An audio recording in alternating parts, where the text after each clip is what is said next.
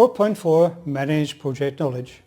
Manage project knowledge is a process of using existing knowledge and creating new knowledge to achieve the project objectives and contribute to organisational learning. The key benefits of this process are that prior organisational knowledge is leveraged to produce or improve the project outcomes, and knowledge created by the project is available to support organisational operations and future projects or phases.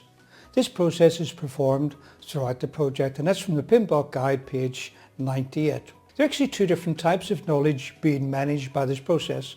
The first is known as explicit knowledge, which comes from the same word which we get explain from.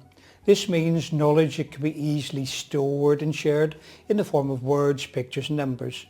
The PMBOK Guide is an example of explicit knowledge, and this training course is another example of explicit knowledge.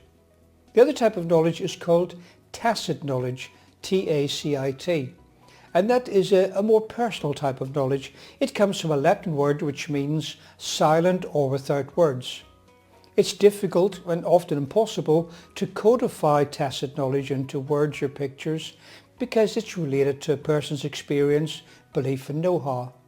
For example, if you see someone riding a skateboard and you ask them how they manage to keep their balance, they may not be able to explain it, yet they clearly know how to do it. That is tacit knowledge. Nowadays, with an increasing use of contractors, staff turnover can be rapid. They would join the project, gain a lot of knowledge and skills, and then leave, taking the knowledge and the skills with them, although the knowledge and skills were paid for by the company and technically belonged to the company. Whenever I was a little kid, I used to watch a British science fiction puppet show on TV called Joe 90. It was about a 9-year-old boy who was also a super spy. His father was a brilliant scientist who had invented a device to scan people's minds and take a copy of their expert knowledge and skills. Then through his machine he would transfer the knowledge to Joe's mind for a few hours, and Joe would be able to use their expert knowledge and skills. He would be able to ski, fly a helicopter, drive a tank, play the piano, be an expert sniper with a rifle, whatever it took to fight evil. Actually, I can't remember how he fought evil by playing the piano, but I'm sure he did. But back to the PMBOK Guide and the Manage Project Knowledge process. This process is concerned with managing both explicit and tacit knowledge. There are reasons for doing this. Firstly, for renewing existing knowledge, and secondly, for creating new knowledge through the key activities, knowledge sharing and knowledge integration. Knowledge integration means pulling together knowledge from different domains, contextual domains meaning knowledge of project context, the project management knowledge such as you will learn from PMBOK Guide and from this course. I've already mentioned lessons learned a number of times, but this goes far beyond that. Lessons learned can easily be recorded in words, pictures, numbers and symbols and then shared with others because lessons learned are explicit knowledge. But as we have seen, tacit knowledge can't be recorded or shared in this way. Lessons learned have no awareness of their current surroundings. For example, the project environment, the project manager, the project management team, the list of project requirements, the enterprise environment, and so on and so on. Or to put it another way, lessons learned have no awareness of their context.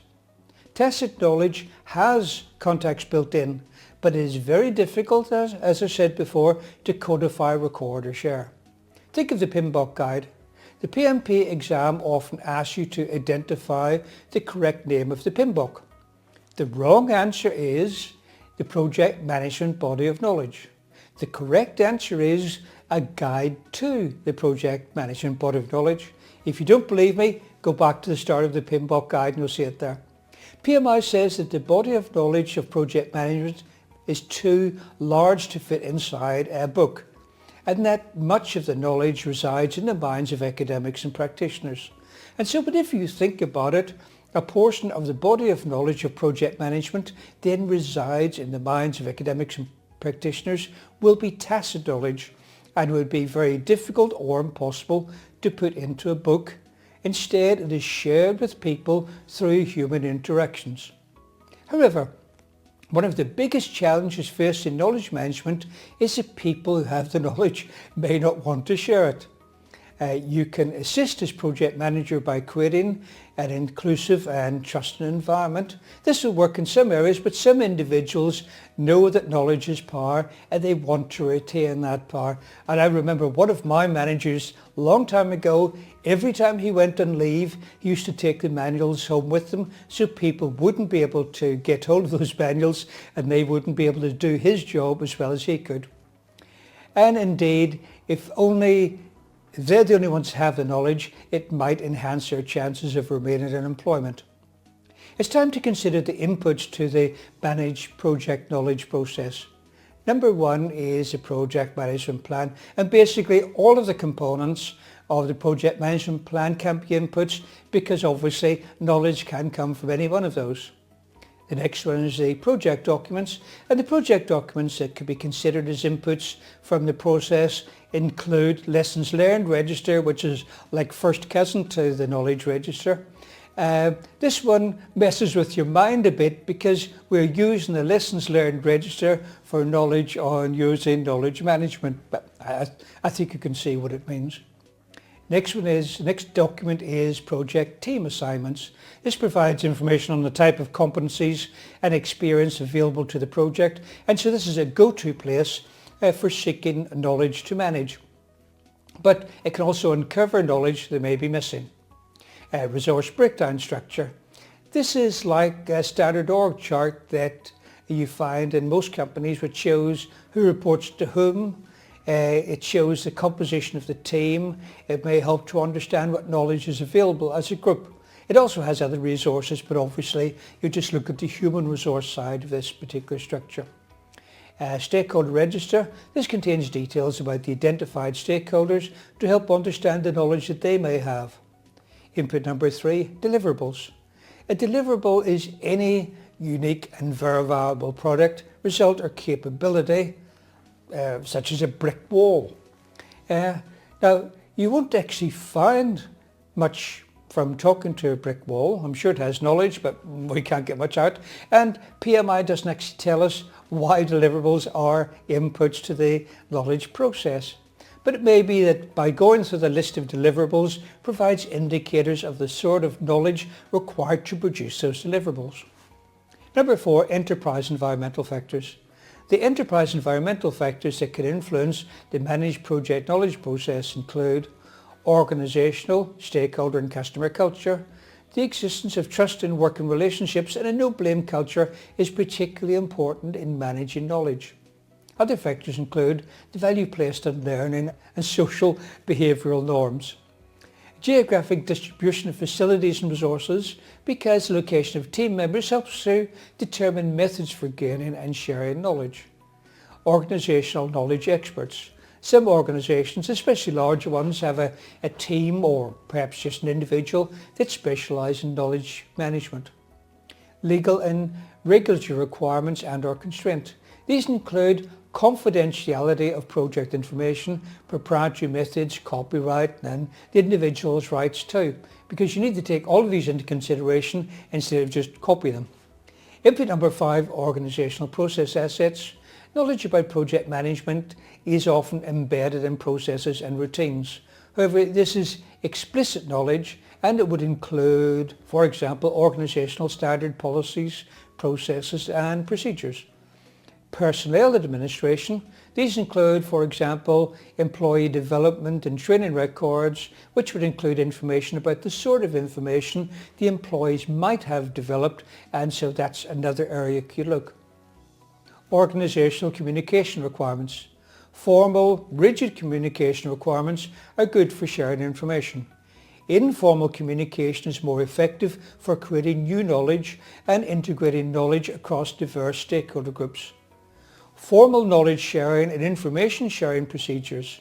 These include learning reviews before, during and after projects and project phases. For example, identifying, capturing and sharing lessons learned from the current project and other processes.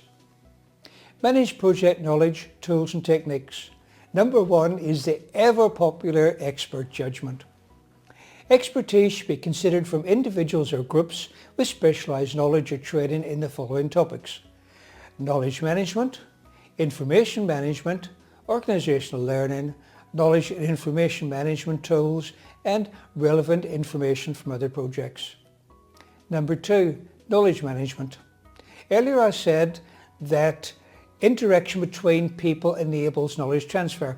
In fact, it enables both explicit and tacit knowledge transfer. When you think of interactions, you might also think of the word social, and so it's no surprise that online social media can play a part in knowledge transfer, as well as the other traditional social interactions. But you need to consider the context of the project when choosing the tools. For example, if you have only a few team members and they work together in one office, social media would probably not be appropriate. Tools and techniques include networking, including informal social interaction and online social networking. Online forums where people can log in and ask open questions. These are very useful for starting knowledge sharing conversations with specialists. COPs, which stands for Communities of Practice, Communities of Interest, SIGs, Special Interest Groups, where people get together with others who have similar interests. Meetings including virtual meetings such as video conferences. Work shadowing, where you follow a mentor to learn something, and reverse shadowing, where the mentor observes you doing the work. Discussion forums such as focus groups, knowledge sharing events such as seminars and conferences, workshops including problem solving sessions, and learning reviews designed to identify lessons learned. Storytelling, creativity and ideas management techniques, knowledge fairs and cafes, and training that involves interaction between learners. Face-to-face interactions are usually considered the best because of so-called body language, which is able to convey meaning without words and also helps to build trust, which reminds us of tacit knowledge, which comes from that word meaning silent or without words. Body language transfers some sort of information but without speaking. Once relationships have been established, virtual interaction can be used to maintain the relationship. Number 3, information management. I think I discovered another PMI typo here. The PMBOK guide says information management tools and techniques are used to create and connect people to information. They are effective for sharing simple, unambiguous, codified, explicit knowledge. Did you notice it said information management tools and techniques are used to create and connect people? I don't think we can create people this way. The tools and techniques for information management include methods for codifying explicit knowledge, for example, for recording lessons learned register, library services, information gathering, for example, web searches and reading published articles, and project management information systems. Number 4, interpersonal and team skills. The interpersonal and team skills used include, but are not limited to, active listening to help reduce misunderstandings, facilitation to help guide a group to a successful discussion, solution, or conclusion, leadership to help communicate the vision and inspire the project team to focus on the appropriate knowledge and knowledge objectives, networking to allow informal connections and relations among project stakeholders, political awareness to help the project manager to plan communications based on the project environment as well as the organisation's political environment. Knowledge project management outputs. Number 1 is the lessons learned register. Here we have covered many times. At the end of the project, the lessons learned register is copied to the lessons learned repository for use by further projects. Number 2, project management plan updates. Any change to the project management plan goes through the organisation's change control process via a change request. Any component of the project management plan may be updated as a result of this process because knowledge relates to all areas of the project. Number 3, organisational process assets updates. Any organisational process asset may be updated as a result of this process. And that brings us to the end of Managed Project Knowledge. This, as I said before, is a new area introduced into the PMBOK Guide 6th edition. so it's hard to be absolutely certain what the exam questions will be like. But if you can remember the difference between explicit knowledge and tacit knowledge, and remember that explicit knowledge is shared by codifying, recording and circulating, but tacit knowledge is shared by human interaction, then that should answer most of the questions, I would think. The other things I could test you on, of course, would be based on the inputs, the tools, techniques and the outputs, as well as knowing that this process is part of project integration management.